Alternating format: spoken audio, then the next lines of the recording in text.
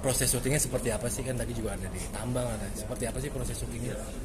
Ya, untuk proses syutingnya sendiri, jadi sebagian besar lokasi kita itu kita memang full di area tambang, bisa dibilang 80%. Dan memang proses di sana kita memerlukan energi yang harus terjaga ya, karena secara medan cukup terjal dan juga waktu kita syuting itu banyak malam, jadi kita secara waktu agak terbalik gitu.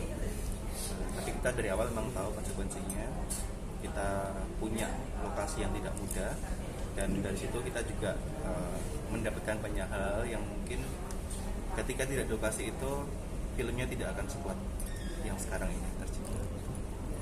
Ada kesulitan apa mas, maksudnya ada trouble kah apa seperti apa, kan maksudnya syuting di tambang gitu kan? Sebenarnya kalau secara trouble yang serius tidak ya, tapi memang karena kita syuting tuh berada di lembah yang jarak antara tebing itu mungkin sekitar 200 meter, dan kita punya kepentingan untuk bisa memasang lampu di sana, sehingga kita benar-benar memasang seling yang panjangnya 200 meter, dan tim lighting berjuang dengan cukup keras untuk memasang lampu itu agar syuting itu bisa tercipta dengan baik.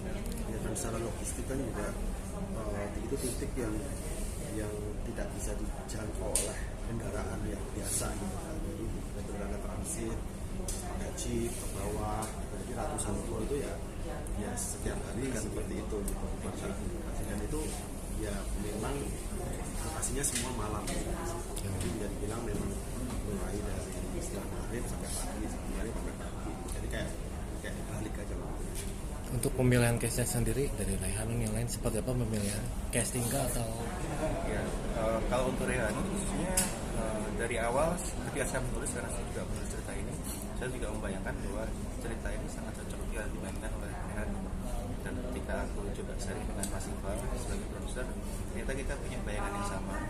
Dan ketika kita mencoba menyatakan kepada Raihanun bahwa kita tertarik untuk membuat satu film seperti ini, dan ternyata visi kita sama, sehingga aku pikir prosesnya cukup lancar dari sebelum kita produksi hingga produksi dan kita tercipta.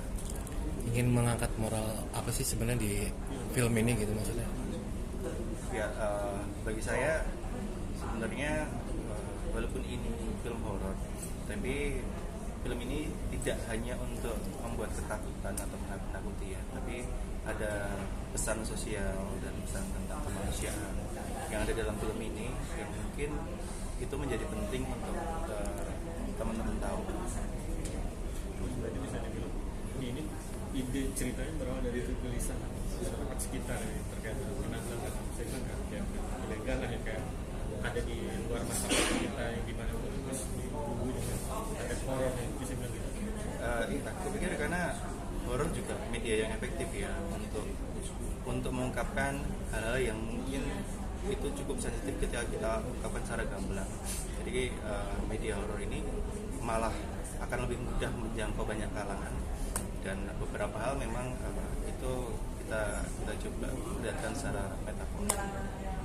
Mas, yang membedakan antara mereka ini dengan film-film lain apa mas?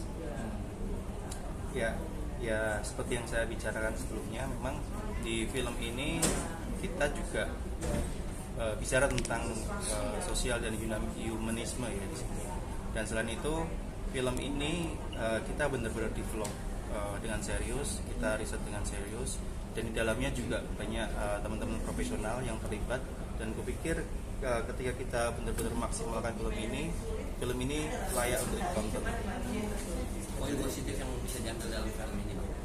Ya, kupikir ketika kita menonton film ini, akhirnya kita bahkan bakal lebih sadar lagi tentang permasalahan sosial, tentang alam, dan tentang kebersihan yang mungkin sebelumnya teman-teman belum begitu sadar tentang hal itu.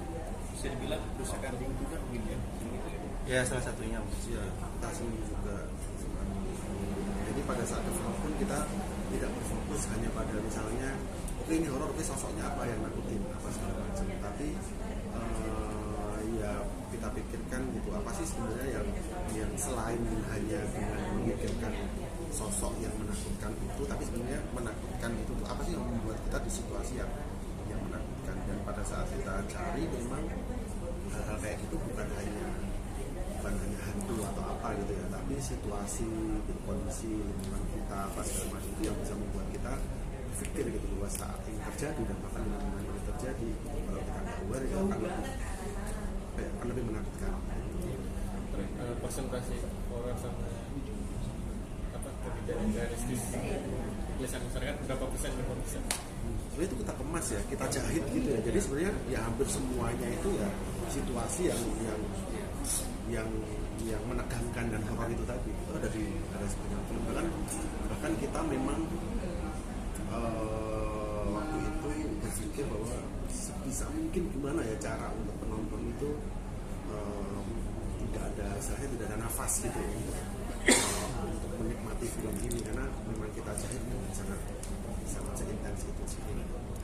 Ya, kita juga berusaha untuk balance ya. Artinya ketika kita ngomong film horor, kita tidak hanya membuat scene yang akan menakuti, tapi story-nya juga kita jaga sehingga ketika penonton ini dia juga mendapatkan pengalaman tentang horor, tapi juga mendapatkan cerita yang cukup kuat. Terima kasih.